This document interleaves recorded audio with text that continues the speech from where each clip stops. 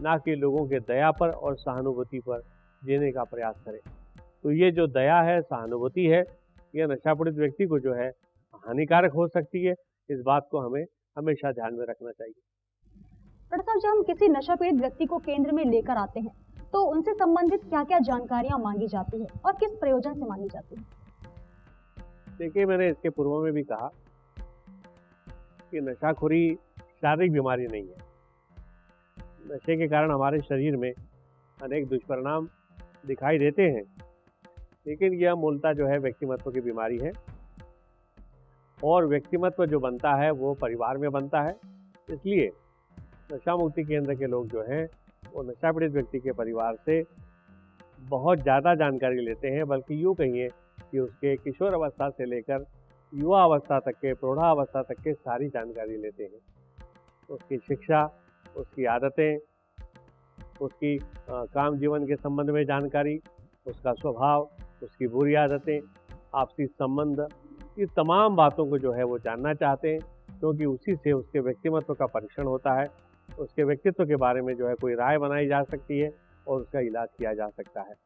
तो इसलिए ये जो जानकारी है, ये जानकारी बहुत महत्वपूर्ण होती है और परिवार को बिना लज्जा, बिना भय और बिना संकोच के ये सारी जानकारी जो है नशा मुक्ति केंद्र को अवश्य देनी चाहिए, क्योंकि उसी से जो है नशा मुक्ति में सहायता मिलती है और पीड़ित व्यक्ति के व्यक्तिमत्व का जो है डायग्नोसिस करना आसान हो जाता है।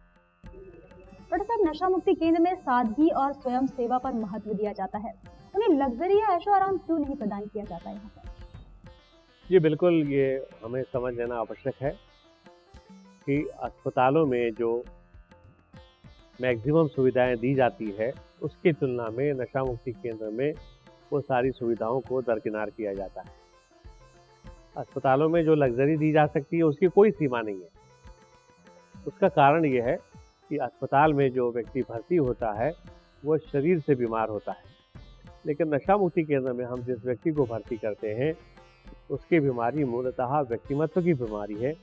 उसके व्यक्तित्व में कुछ दोष हैं, उसकी कुछ बुरी आदतें हैं जो उसको नशे की तरफ ले जाती है, और उसके व्यक्तित्व में सुधार लाने के लिए, उसके व्यक्तित्व में सद्गुणों की भरमार होने के लिए हमें आवश्यक है कि हम उसे नशा मुक्ति केंद्र में सादगी के साथ रखें।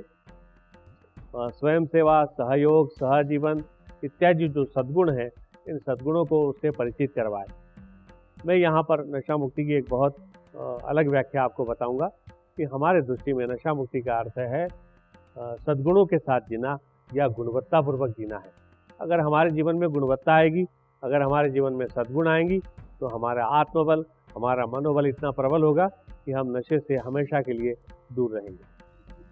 डॉक्टर साहब, समाज में कई प्रकार की भ्रांतियां प्रचलित हैं कि जैसे यदि कोई जादू टोना कर दे किसी व्यक्ति पर तो वो कमजोर हो जाता है, नशे की गिरफ्त में आ जाता है। तो इन तथ्यों के पीछे क्या कारण है, हम ये जानना चाहेंगे कि आप वो भी स्पष्ट कर दें। समाज में नशाखोरी के बारे में बहुत सारी धारणाएं थी, आज भी है। जैसे नशाखोरी को बुरी आदत समझा जाता है, इसे पाप माना जाता है, नैतिकता का अभाव समझा जाता है, इच्छा शक्ति का अभाव माना जाता है। उसी प्रकार से जब युवा वर्ग जो है नशे की तरफ जाता है, कोई युवा लड़का नशे की तरफ जाता है, तो उसके परिवारजनों को ये समझ में नहीं आता कि ये ऐसे कैसे हुआ। वो उस संकट से इतने घबरा जाते हैं और उसका सही कारण उन्हें पता नहीं होता, इसलिए बहुत तरह तरह की बातें जो है उन्हें सच लगने लगती है। जैसे कोई उनके शत्रु है, उन्होंने उस लड़के पर जादू टोना कर दिया हो, इसलिए वो शराब पीने लग गया, नशा करने लग गया, या जो है उसको कोई भूत प्रेत बाधा हो गई हो, इसलिए वो नशा करने लग गया। इस तरह से बहुत सारी अवैज्ञानिक धारणाएं समाज में प्रचलित है। नशाखोरी एक बीमारी है, इस प्रकार की मान्यता अभी अभी जो है करीब 1960 से लेकर जो है समाज में आई है। एक वैज्ञानिक दृष्टिकोण जो है ये अभी समाज में आया है और इससे फैलाने की आवश्यकता है।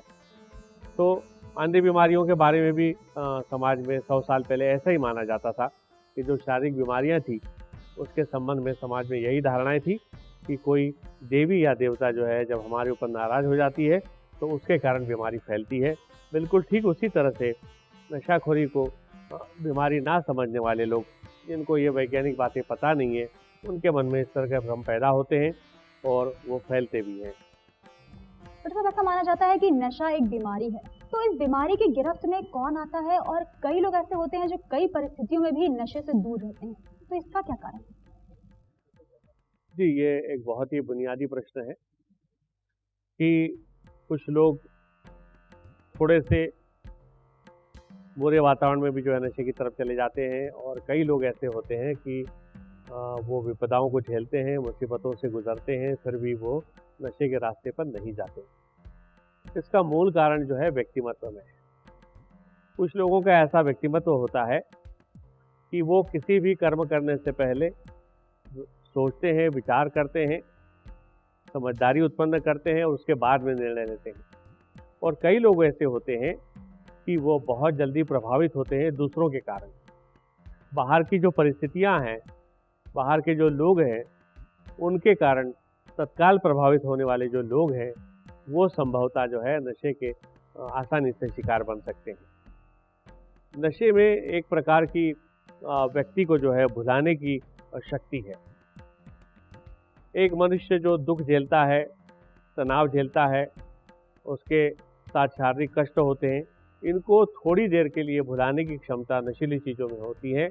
और नशीली चीज़ों का सेवन करने के बाद में थोड़ी देर के लिए जो है मनुष्य को सुखद अनुभव प्राप्त होता है। और ये सुखद अनुभव प्राप्त करने के लिए लालच में मनुष्य जो है एडिक्ट बन जाता है। लेकिन जो लोग दुख को, दर्द को, विषम परिस्थितियों को झेलने के इच्छुक होते हैं, उससे पलायन नहीं करते, वो लोग नशे के जाल में नहीं फंसते। डॉक्टर साहब, नशीली चीजों और भोज्य पदार्थ में आखिर ऐसा क्या भेद है कि लोग नशीली चीजों के गुलाम हो जाते हैं? भोजन सभी जीवों के लिए अनिवार्य है। बिना भोजन के हम लंबे समय तक के जीवित नहीं रह सकते। लेकिन नशीली चीज़ों के बारे में ऐसा नहीं कहा जा सकता। नशीली चीज़ें हमारे जीवन में बिल्कुल भी अनिवार्य नहीं है। अगर हम उनका सेवन नहीं करते तो हमारा किसी भी प्रकार का नुकसान नहीं होता। अब नशीली चीज़ें जो हम सेवन करते हैं, उसके पाचन होने की आवश्यकता नहीं होती। जैसे ही हम नशीली चीज़ों का सेवन करते हैं, वो बहुत जल्दी जो है हमारे शरीर में फैल जाती है और हमारे मस्तिष्क का कब्जा कर लेती है। लेकिन भोज्य पदार्थ जो हैं, उनका सेवन करने के बाद में हमें पाचन की आवश्यकता होती है, और पाचन होने के बाद ही हमें भूख लगती है और हम उसका सेवन करते हैं। तो यूँ समझ लीजिए कि भोजन का करना जो है वो एक तरह से प्रकृति के द्वारा जो है नियंत्रित होता है, जबकि नशीली चीज़ों के बारे में हम ऐसा नहीं कह सकते। भोजन की आदत बन सकती है और इस आदत को हम आसानी से छोड़ सकते हैं। कई लोगों की आदत होती है मीठा खाने की, लेकिन अगर मीठा नहीं मिलता है तो भी वो अपना जीवन चला लेते हैं। लेकिन दूसरी तरफ आप देखोगे कि नशीली चीज़ों की आदत जो है वो एक स्थायी बीमारी में परिवर्तित हो जाती है, और फिर नशे को छोड़ना जो है उनके लिए बहुत ही मुश्किल हो जाता है। तो हम संक्षेप में ये कह सकते हैं कि जितने भी भोज्य पदार्थ है वो मनुष्य के लिए वरदान है, जीवन के लिए अमृत है। लेकिन दूसरी तरफ जितनी भी नशीली चीज़ें हैं वो मनुष्य के लिए हानिकारक है और एक तरह से अभिशाप है। वो मनुष्य को जो है विनाश की तरफ ले जाने वाली चीज़ें हैं। डॉक्टर साहब, इसी विषय पर हम बात कर रहे हैं कि आखिर नशाखोरी से हम कैसे लोगों को मुक्ति दिला सकते हैं। तो आपसे ये जानना चाहूँगी कि नशाखोरी की व्याख्यान आखिर है क्या? देखिए, नशाखोरी की या व्यसनाधीनता की जो व्यापक व्याख्या है वो इस प्रकार से है कि कोई भी क्रिया या गतिविधि जिसकी मनुष्य जीवन में कोई आवश्यकता ना हो,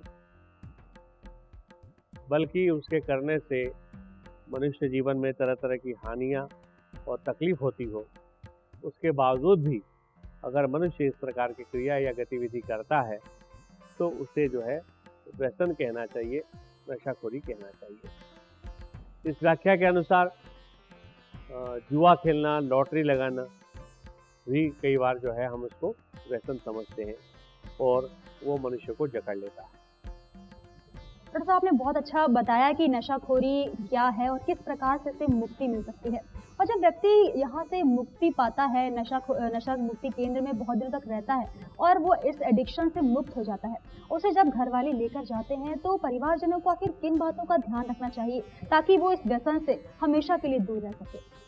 मेरे दृष्टि में व्यसन मुक्ति प्रक्रिया का आधार ही परिवार है। बिना पारिवारिक नियंत्रण के, बिना पारिवारिक सहयोग के कोई भी व्यक्ति जीवन भर व्यसन मुक्ति की राह पर नहीं चल सकता। इसलिए परिवार की जो भूमिका है वह अत्यंत महत्वपूर्ण है, अनन्य साधारण है। परिवार को दो बातें करना है।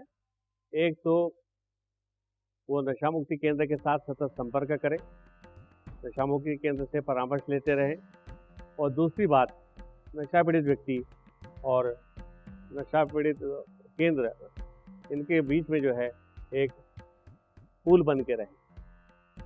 जो बातें नशा पीड़ित व्यक्ति को करने के लिए कही गई है उसकी निगरानी रखें।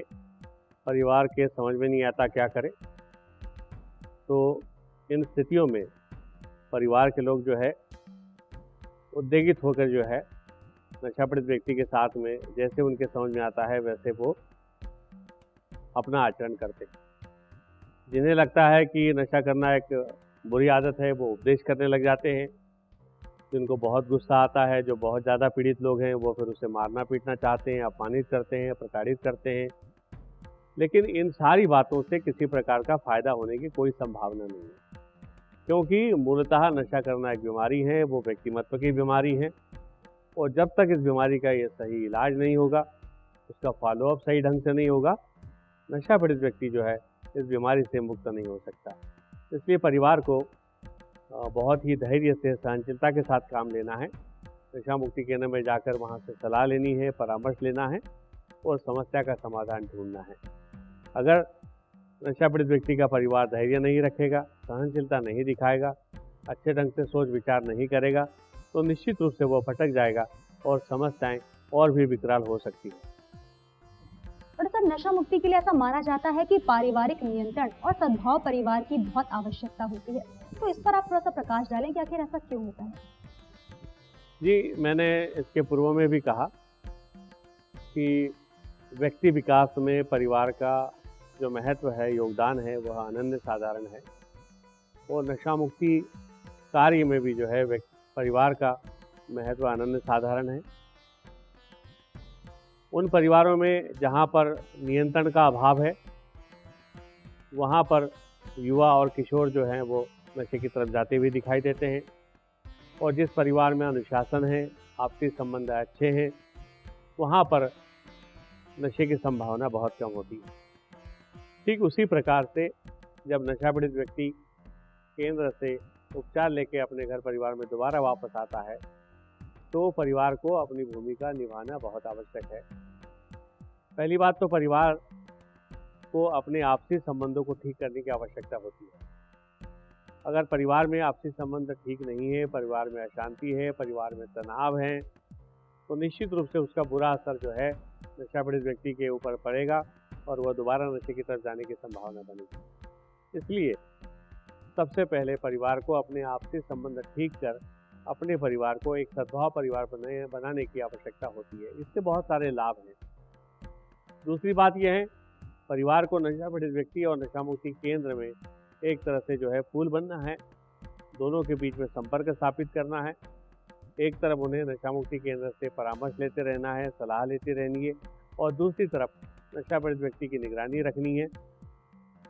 नशा पीड़ित व्यक्ति की आलोचना ना करे, उसको प्रताड़ित ना करे, अपमानित ना करे, बार बार शक व्यक्त ना करे, पुरानी बातों को निकाल कर कुरेदे ना, लेकिन सावधानी अवश्य बरते। डॉक्टर साहब, नशा पीड़ित व्यक्ति को जब घर ले जाया जाता है तो उन्हें कौन कौन सी दवाइयों का सेवन करना चाहिए ताकि वो स्वस्थ जीवन व्यतीत कर सके? नशा मुक्ति केंद्र से घर परिवार में जाने के बाद नशा पीड़ित व्यक्ति को 3-4 प्रकार की दवाइयाँ दी जाती है। सर्वप्रथम शराब से मुक्ति पाने के लिए एक डायसल्फिराम नाम की औषधि होती है, वो दी जाती है। अगर कुछ लोग शराब के अलावा ड्रग्स लेते हैं, उसके लिए एडनॉक नाम की गोली दी जाती है। तीसरे प्रकार की जो दवाइयाँ होती हैं, जिन लोगों को साइकेट्रिक प्रॉब्लम्स होती है उनको साइकेट्रिक दवाइयाँ दी जाती है। और चौथी प्रकार की जो दवाइयाँ हैं वो साधारण दवाइयाँ हैं, जैसे एंजाइम की टैबलेट होती है, लीवर की टैबलेट होती है, बी कॉम्प्लेक्स की टैबलेट होती है, मल्टीविटामिन्स होते हैं। तो ये साधारण प्रकार की दवाइयाँ दी जाती है। तो कुल मिलाकर हम कह सकते हैं कि 3-4 प्रकार की दवाइयाँ नशा पीड़ित व्यक्ति को अपने घर पर सेवन करना आवश्यक होती है। तो साहब, ड्रग्स के नशे से बचने के लिए घर में किन किन दवाओं का सेवन करना चाहिए? मैंने जैसे इसके पूर्व में कहा कि नशा पीड़ित व्यक्ति को घर में 3-4 प्रकार की दवाइयाँ दी जाती है। उसमें से कुछ लोग जो अलग-अलग प्रकार के ड्रग्स लेते हैं,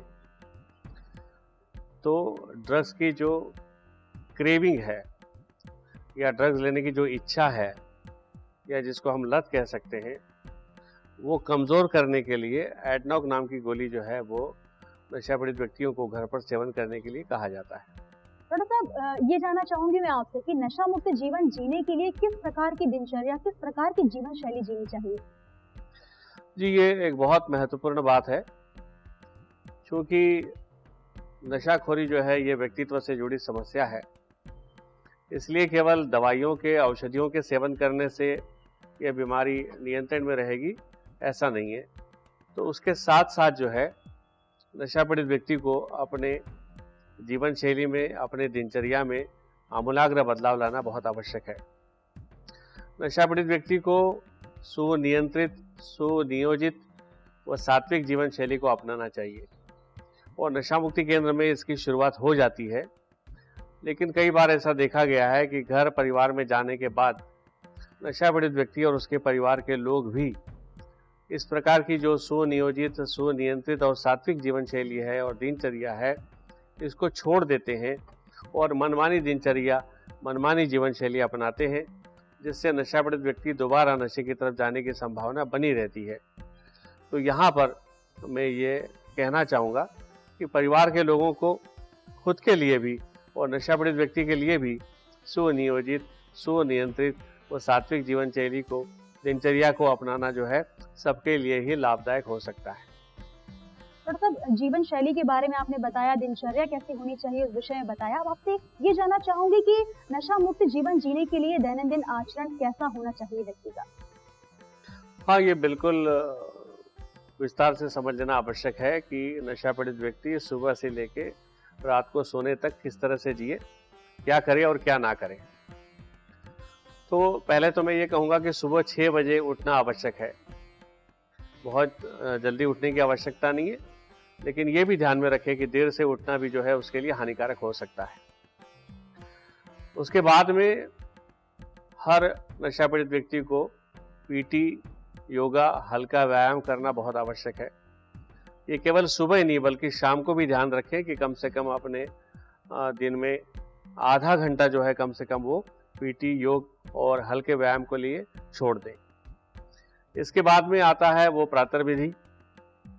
प्रातः विधि के बाद में उसे चाहिए कि वो भरपेट नाश्ता करे और उसके साथ दवाइयाँ ले लें। दवाइयाँ लेने के बाद में, नाश्ता करने के बाद में पूरा दिन भर जो है नशा पीड़ित व्यक्ति को भरपूर परिश्रम करने चाहिए और उसे आलस्य से, कामचोरी से बचना चाहिए। आलस्य और कामचोरी ये दो चीजें ऐसी हैं जो उसको नशे की तरफ ले जा सकती है। तो नशा पीड़ित व्यक्ति के हिस्से में जो भी कर्तव्य आते हैं, जो भी कर्म आता है, चाहे वो पढ़ाई करता हो, नौकरी करता हो, व्यवसाय करता हो, तो इसके लिए उसे दिन में 8 से 10 घंटे जो है कठोर परिश्रम करने चाहिए। तीसरी बात यह है कि वो समय पर भोजन करे, समय पर औषधि ले और शाम को तनाव से मुक्त होने के लिए नशा मुक्ति केंद्र में उसे जो प्रार्थना, ध्यान सिखाया गया है उसका भी उसे प्रयोग करना चाहिए। अपने परिवार के साथ समय थोड़ा सा गुजारना चाहिए। सात्विक अच्छा मनोरंजन जो है उसे लेना चाहिए और जैसे मैंने पहले भी कहा कि शाम को भी उसे आधा घंटा कम से कम जो है वो पीटी, योग और हल्का व्यायाम करने में देना चाहिए। जहाँ तक संभव हो सके सोने का जो वक्त है, नींद का जो वक्त है वो उसे तय कर लेना चाहिए और उसमें बार बार परिवर्तन नहीं लाना चाहिए। जो लोग मनमानी तरीके से जब चाहे सो जाते हैं, जब चाहे खा लेते हैं, तो ये जो मनमानी जीवन शैली है, मनमानी दिनचर्या है, ये व्यसन मुक्त जीने के लिए बहुत बड़ी बाधा हो सकती है। इसलिए जैसे इसके पूर्व में मैंने कहा कि सुनियोजित, सुनियंत्रित और सात्विक जीवन शैली को अपनाना उनके हित में है और परिवार के भी हित में है। कई बार ऐसा होता है कि परिवार और नशा पीड़ित व्यक्ति के जीवनचर्या में अगर बहुत ज़्यादा अंतर हो तो वहाँ पर संघर्ष उत्पन्न होने की संभावना होती है। इसलिए परिवार को भी चाहिए कि परिवार भी उसके साथ ही सुनियोजित, सुनियंत्रित और सात्विक जीवन शैली को, दिनचर्या को अपना ले। डॉक्टर साहब, आपने निश्चित तौर पर जो हमने इस कार्यक्रम की शुरुआत की थी कि एक पहल, एक रोशनी हमने प्रदान की है ऐसे लोगों को जिनके परिवार में कोई ना कोई व्यक्ति किसी न किसी नशे से पीड़ित है। तो मैं आपसे जानना चाहूंगी कि आप संक्षेप में उनके लिए कुछ ऐसे सूत्र बताएं जिनसे वो और अच्छा जीवन व्यतीत कर सकें। यहाँ पर मैं ये जो सारे सूत्र हैं उनको संक्षिप्त तरीके से जो है बताना चाहूँगा। तो सबसे पहली बात है कि सुनियोजित, सुनियंत्रित, सात्विक दिनचर्या को, जीवन शैली को अपनाएं। दूसरा सूत्र है नशा विरोधी जो दवाइयाँ बताई गई है उनका नियमित रूप से सेवन करें, अपने मर्जी से दवाइयों का सेवन ना करें। तीसरी बात है पीटी, योग, हल्का व्यायाम, ध्यान, प्राणायाम, प्रार्थना, इसको भी सुबह शाम नियमित रूप से करते रहें। तीसरी बात है कि उसे दिन भर जो है परिश्रम करने चाहिए, अच्छे कार्यों में व्यस्त रहना चाहिए, आलस से, कामचोरी से बचना चाहिए। अगला सूत्र यह है कि आप ऐसे लोगों से बचिए, ऐसे जगह से बचिए, ऐसे कार्यक्रम से दूर रहिए जहां पर नशे की कोई संभावना हो, क्योंकि कई बार ऐसा होता है कि लोग अपनी परीक्षा लेना चाहते हैं और वे ऐसे लोगों के साथ उठते बैठते हैं जो नशा करने की संभावना हो, ऐसे प्रोग्राम में चले जाते हैं जहां पर नशे की संभावना हो। तो ये जो अपनी परीक्षा लेने की जो प्रवृत्ति है ये घातक है, इससे हमें दूर रहना चाहिए। फिर नशा मुक्ति केंद्र से संपर्क बनाए रखना भी बहुत आवश्यक है। जब भी आपको मौका मिलता है, अवसर मिलता है, भले ही आपको आवश्यकता हो या ना हो, आप जरूर नशा मुक्ति केंद्र में जाइए, वहां से संपर्क बनाइए। चाहे तो आप टेलीफोन से बात कर सकते हैं और जब जब आपको आवश्यकता हो तो वहां से आपको निःशुल्क परामर्श मिलता है, निःशुल्क सलाह दी जाती है और निःशुल्क मेडिकल चेकअप किया जाता है। तो ये जो तमाम निःशुल्क सुविधाएं हैं इसका आपको ज़्यादा से ज़्यादा लाभ लेना चाहिए। कई लोगों को नशा मुक्ति केंद्र से संपर्क बनाए रखने में शर्म महसूस होती है, लज्जा महसूस होती है, भय महसूस होता है, तो इससे आपको मुक्त होना चाहिए। परिवार को भी इन बातों से मुक्त हो जाना चाहिए और नशा पीड़ित व्यक्ति को भी जो है इन बातों से मुक्त हो जाना चाहिए, क्योंकि नशा मुक्ति केंद्र की सहायता, मदद जो है आपको नियमित रूप से लेनी चाहिए। वो नहीं आप लोगे तो संभावना है कि आप गलत रास्ते से निकल पड़ोगे और फिर उसका परिणाम जो है आपको फिर से जो है नशे की तरफ जाने में हो सकता है। इसलिए नशा मुक्ति केंद्र से संपर्क बनाए रखना भी आपके लिए बहुत आवश्यक है। अब एक बहुत महत्वपूर्ण सूत्र मैं आपको कहूंगा, जिसे आप नशा मुक्ति का महामंत्र कह सकते हैं, कि सारी कोशिशें करने के बावजूद भी हमारे मन में नशा करने का या और भी कोई बुरा विचार अवश्य आ सकता है। ऐसे स्थिति में आप अपने मन को आदेश दीजिए या अपने मन को समझाइए कि आज नहीं, अभी नहीं। और इस तरह से आप कम से कम एक दिन के लिए आप बुरी बातों को या नशा करने के सेवन को टाल सकते हैं और यह नशा मुक्ति का बहुत ही बढ़िया तरीका है। इसके उल्टे अगर आपके मन में कोई अच्छा विचार आता है तो आप अपने मन को आदेश दीजिए, आज, अभी, इसी वक्त। जो भी अच्छी बातें हैं उन्हें आप तुरंत अपनाइए और जो भी बुरी बात है उसको आप टाल दीजिएगा। ये बुरी बातों से बचने का और अच्छी बातों को अपनाने का महामंत्र है। ये केवल नशा पीड़ित व्यक्ति के लिए ही नहीं बल्कि हर आम आदमी के लिए भी जो है एक बहुत ही लाभदायक मंत्र है। इसे हर एक को अपनाना चाहिए। डॉक्टर साहब, आपने जो भी जानकारियां हमारे इस कार्यक्रम में आकर आप प्रदान की हैं, वो न केवल नशा पीड़ित व्यक्ति और उनके परिवार बल्कि इस समाज के लिए भी काफी हितकर है, काफी लाभप्रद है। और मैं ऐसा मानती हूँ कि हमारे इस कार्यक्रम के माध्यम से हमारा जो समाज है वो नशा मुक्त समाज हो सकता है। इसके लिए बहुत बहुत धन्यवाद।